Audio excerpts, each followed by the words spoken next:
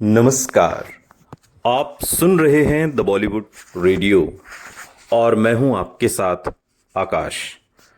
दोस्तों, किस्सा राजेश खन्ना का और बात 70 के दशक की। दुश्मन के बाद अब बारी थी राजेश खन्ना की एक और फिल्म अमर प्रेम की। अमर प्रेम लेखक विभूति प्रसाद बंदोपाध्याय की कहानी पर आधारित थी और इससे एक साल पहले ही जब ये फिल्म रिलीज हुई अमर प्रेम, निशी पद्मा नाम की एक बंगाली फिल्म बन चुकी थी। शक्ति सामंत ने निशी पद्मा के हिंदी में रीमेक के राइट्स खरीद लिए। हिंदी स्क्रिप्ट तैयार होते ही शक्ति सामंत ने पुष्पा के रोल के लिए शर्मिला टैगोर से बात की। शर्मिला के बेटे सैफ के जन्म को एक साल हो चुका था और इस दौर में उन्होंने किसी फिल्म में काम भी नहीं किया था। स्क्रिप्ट उन्हें पसंद आई और पुष्पा के किरदार के लिए उन्होंने फौरन हां कर दी।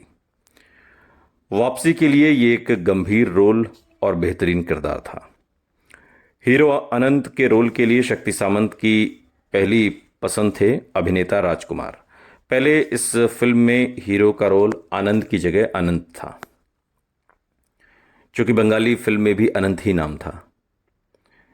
तो हीरो अनंत के रोल के लिए शक्ति सामंत ने राजकुमार को अपनी नज़र में फाइनल किया था, क्योंकि उन्हें लगता था इस महिला प्रधान फिल्म में हीरो बनने की राजेश खन्ना को कोई दिलचस्पी नहीं होगी। और तब राजेश खन्ना के सितारे बुलंदी पर थे। और लेकिन जैसे ही राजेश खन्ना को पता चला तो उन्होंने शक्ति सामंत को राजी कर लिया और कहा कि इस रोल के साथ वो पूरा न्याय करेंगे, वो बिल्कुल निश्चिंत रहें। और कहा जाता है कि अपने किरदार की रिसर्च के लिए राजेश खन्ना कलकत्ता की मोइरा स्ट्रीट में अभिनेता उत्तम कुमार के घर भी गए। दरअसल उत्तम कुमार ने निशी पद्मा में हीरो अनंत बाबू का रोल किया था। बाद में कलकत्ता के पैराडाइज थिएटर में अमर प्रेम के प्रीमियर के दौरान राजेश खन्ना ने कबूल किया कि उन्होंने निशी पद्मा करीब 16 बार देखी थी। उन्होंने ये भी कहा कि अगर वो निशी पद्मा के उत्तम कुमार की परफॉर्मेंस का 50% भी कर पाए तो अपने आप को खुशकिस्मत समझेंगे। अमर प्रेम में हीरो का नाम अनंत से बदलकर आनंद कर दिया गया, जो शायद राजेश खन्ना की यादगार फिल्म आनंद पर आधारित था। अमर प्रेम की कहानी आम हिंदी फिल्मों वाली परंपरागत प्रेम कहानी नहीं थी। ये 3 अजनबियों के बीच निस्वार्थ प्रेम की दास्तां थी।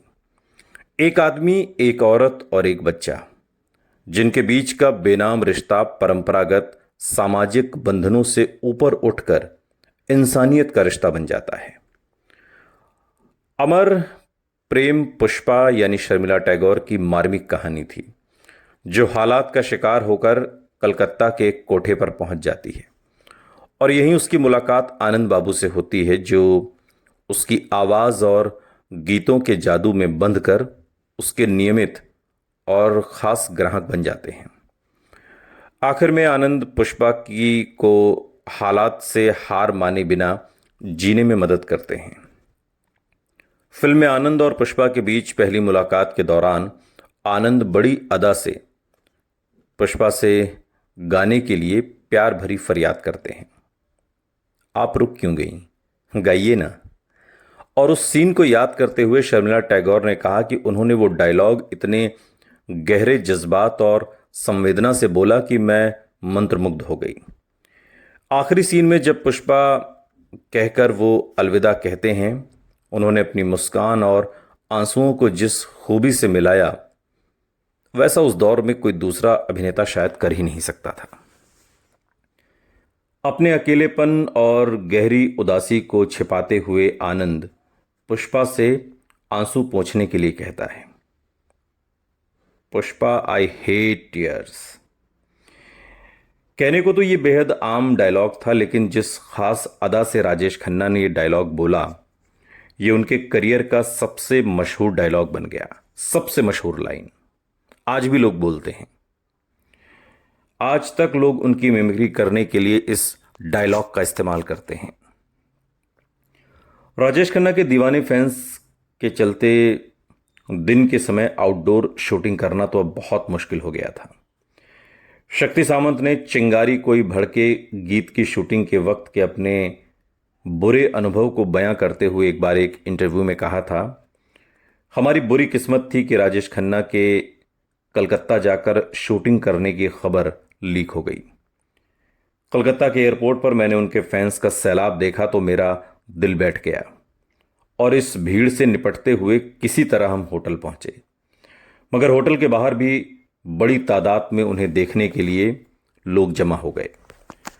मुझे अंदाजा हो गया था कि ये लोग शूटिंग पर भी पहुंच जाएंगे और यही सब सोचते हुए मैं डर के मारे कांप गया। मैंने फौरन शूटिंग कैंसिल करने का फैसला किया। हम मुंबई वापस आ गए और यहाँ महबूब स्टूडियो में हमने हावड़ा ब्रिज का सेट लगाया और फिर गाना शूट हुआ। आनंद बख्शी के लिखे अमर प्रेम के गीत काव्यात्मक थे, जिन्हें आर.डी. बर्मन ने बड़ी ही खूबसूरत धुनों से तराशा था। इसे हिंदी सिनेमा की बेहतरीन एल्बम्स में से एक माना जाता है। चिंगारी कोई भड़के या रैना बीती जाए, कुछ तो लोग कहेंगे, लोगों का काम है कहना, या फिर ये क्या हुआ, कैसे हुआ, कब हुआ। ये वो तमाम गीत हैं जिसमें आर.डी. बर्मन अपने चरम पर पहुंचे। अमर प्रेम के संगीत को लेकर मैं सबसे ज़्यादा प्रेरित था। ये मेरे लिए एक बड़ी चुनौती थी और फिल्म पहले बंगाली में हिट हो चुकी थी। हिंदी में मुझे इसको और भी बेहतर करना था, तो मैंने ये कमाल कर दिखाया। लेकिन इस कमाल के पीछे कई वजहें थीं। उन दिनों राजेश खन्ना किसी करिश्मे से कम नहीं थे। वो इन गीतों को गाते हुए बेहद खूबसूरत लगे। अगर अमिताभ बच्चन ने उस समय ये गीत गाए होते तो उनकी इतनी तारीफ नहीं होती। राजेश खन्ना की इमेज ही अलग थी। वो गीत पूरी तरह से उनकी इमेज पर फिट बैठे। सारे गाने सुपरहिट थे और आज भी मेरे पसंदीदा हैं। बाद के दिनों में आर.डी. बर्मन ने अपने एक इंटरव्यू में ये तमाम बातें कही थीं। अमर प्रेम की बड़ी सफलता ने बंगाल के दर्शकों को भी राजेश खन्ना की कामयाबी के तिलिस्म को मजबूत कर दिया। आनंद बाबू बनकर राजेश खन्ना ने जिस अदा से धोती कुर्ता पहना था वो भद्रलोक को भा गई। राजेश खन्ना ने बाकायदा अभिनेता विश्वजीत से धोती पहनने की ट्रेनिंग ली। राजनेता अमर सिंह, जो अब इस दुनिया में नहीं हैं, अमर सिंह उन दिनों कलकत्ता में रहते थे और वो एक इंटरव्यू में बताते हैं कि मैंने फैंस में ऐसा जुनून कभी नहीं देखा जैसा उन दिनों हुआ करता था। मैं कलकत्ता में था और मुझे उन थिएटर्स के नाम आज तक याद हैं जिनमें मैंने राजेश खन्ना की फिल्में देखी। मैजेस्टिक में सच्चा झूठा, ओरिएंट में दो रास्ते, मूनलाइट में दुश्मन, रॉक्सी में इत्तेफाक। अमर प्रेम की कहानी ही बंगाल की थी तो उसे लेकर क्रेज और भी ज्यादा था। उन्होंने कहा था कि मैं बढ़ा चढ़ाकर नहीं बता रहा हूं, लेकिन यह बिल्कुल सच है कि राजेश खन्ना की फिल्में देखने जाने से पहले लड़कियां ब्यूटी पार्लर तक जाती थीं, गोया कि वो फिल्म देखने नहीं बल्कि राजेश खन्ना के साथ डेट पर जा रही हूं।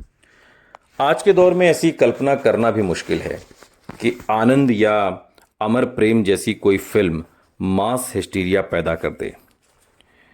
हालांकि उनकी ज्यादातर फिल्मों में उस दौर की समाज की बात होती थी, लेकिन उनका अभिनय बेहद निजी लगता था, ऐसा जैसे हर दर्शक से वो सीधे बात कर रहे हों। लेखक संतोष देसाई एक आर्टिकल में कहते हैं, शायद महिलाओं के बीच उनके क्रेज की वजह उनकी यही खूबी थी कि वो एक इंसान के तौर पर सीधे उनसे बात करते हैं।